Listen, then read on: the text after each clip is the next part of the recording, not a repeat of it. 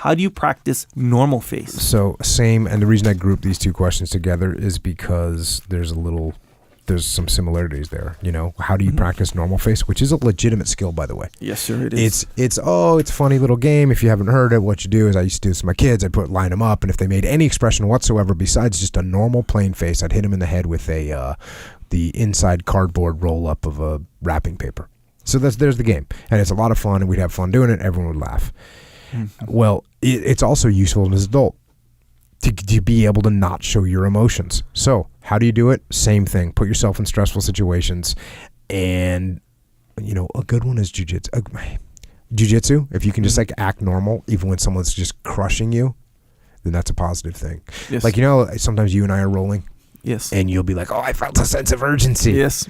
That's when I lose normal failure, face. yeah. It's failure to keep normal face. Yes. So I get a little bit scrambled because you're going to pass or something like that. Yep. And then you feel all good because you made me react. You broke my normal face. Very good. So yes, that's good. I would say the thing about normal face is practice it all the time. You know where you practice it? You practice it like when you're driving. I mean, I can't do this anymore but when we started this podcast, I would get questions all the time about road rage. Yes. How do you prevent road rage? How do you prevent road rage? I think everyone's so in the game now that they figured it out. Yeah. But that's a good, anytime where there's something bad happening, like something annoying, something like the line. Yes, the line. The line at the DMV, the line wherever. Sure. And you just keep normal face and just act like whatever, detach and just act normal. Easy money. In jiu-jitsu, when you're in between rounds, don't act tired.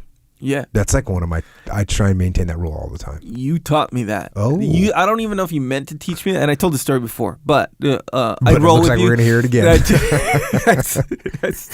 We'd roll, and I'd be tired or whatever after rolling with you, and then, and people do this all the time, and it sticks. It's like a red flag to me. Not a red flag warning. It just sticks out a lot when people do this. After the round, they'll just flop on their back. Yeah. And be like, oh, like breathing all hard, kind of just, indicating that, that was a tiring round, right? You think, you're going to have tiring rounds. I get it, kind of thing. This is the message that you conveyed to me through your actions. You didn't tell me this, but so I roll with you and I do that or something along those lines, right? Oh, and you like stand up, not breathing through your mouth. I remember that. You're just like, like mouth closed, and then you were looking at me almost like you're disappointed in me. I was. Yeah, I know you were. Now thinking back, yes, I realized you probably were. And you said, "You look a little tired," and then you just walked away. Like, man, almost like that was the bad part. The part that I looked tired, that was like the bad part you didn't like. And I was like, from then on, I'd act like I wasn't tired in between. Even if I was tired, I would try to act like I'm not tired actively. That's so important. Yeah. It's important in life. Yeah. It's important as a leader. It's way more important as a leader than anything else. When you start to break, I don't know if you have any examples, but like I think of times in my life where I would see my leader start to break and just think how horrible that is for the rest of the team. And I'd be looking at a leader that was breaking and I'd be like, man, you are letting everyone down. And you're not going to do it to me. I'm going to, you know what? Actually, this is an opportunity for me. If you're looking weak, I'm not going to get all aggressive, but I'm going to make sure that people aren't going to follow that attitude because that attitude's going to hurt us all. Yeah. So as a leader, normal face is even more important. Yeah. I'm not saying you never show emotions. There's a dichotomy. I'm not saying you never show emotions as a leader because you absolutely do show emotions as a leader, but you make sure that they're controlled. You make sure they're not negative emotions. Yeah. So am I saying to not be yourself? Yes, I am. Because if yourself is being a weak loser, and you're in charge of a team, and you show everyone that, you're wrong. No, you need to stifle those emotions, which we've talked about before. You need to stifle those. You need to act. You need to act like, hey, we're going to make this happen. Yeah. This doesn't mean lie to them. This isn't like, hey, the boat's sinking, but don't worry, it's going to be okay. No. Hey, guess what? Boat's sinking. You know what we're going to do? We're going to break out our life jackets. We're going to form into a pool. We're going to grab whatever we can off this vessel. We're going to make sure we get some, you know what I mean? Yeah. As opposed to, the boat's sinking. Right. Yeah, it's true. So you lead. Check. So if, like when your kid falls down, right? Mm-hmm. Yeah, totally. Like, you notice. Oh my gosh, are you okay? Yeah, no, running negative. over there. Yeah. Yeah. Wait, how's it? I was at the park. my son too, climbs up high on this thing. It's like a slanted jungle gym kind of thing. It's just slanted. It's like pretty high.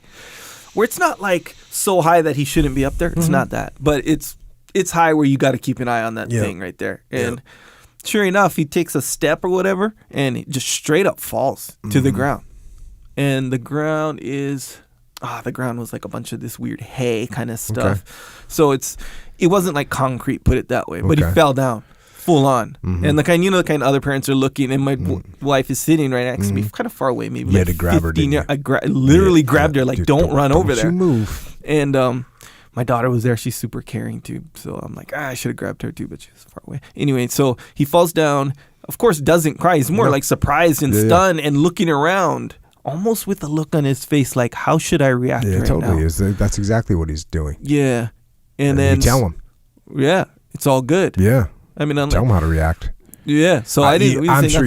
when my kids would take a digger, I'd start laughing. Like, oh, that was awesome. Yeah. Makes sense. And then they're like, really? Yeah, that was awesome. You got a little Skinner? Nice. Yeah. Oh, look, you're bleeding. That's going to leave a cool scar. Yeah. You're awesome. Welcome to the club. Yeah, that's a good one. Like, so, like, that's awesome kind of thing. Yeah. I'll be like, oh, I stand up strong. Hurry up. Like, kind of like you got to beat it and show me how strong you are kind of thing. Oh, I did that the other day. Nonetheless, yeah, so he got up and he didn't cry. Of course he did. That was a high-ass fall, too. He landed correctly. How many feet? Like, it was taller than I stand, so... So we're talking 7 feet? Like, 7... 6'6". Yeah. Okay. That's a good digger. Yeah, it was solid. Yeah. But he landed good. Like if he would have landed on his head, that's an injury straight up. But for sure. He felt like good, which is lucky. But yeah, nonetheless. So yeah, the point is if I were to I like ran over there or something like this, it would have jammed him up. Oh, yeah. Isn't that why the airline pilots, when you get turbulence, they're like, hey, everybody, just go ahead and buckle your seat belts. We might feel a little bit more that, instead of, hey, guys, I know. Buckle your seatbelts now. We're going. Yeah, I very much appreciate that when they do that, by the way.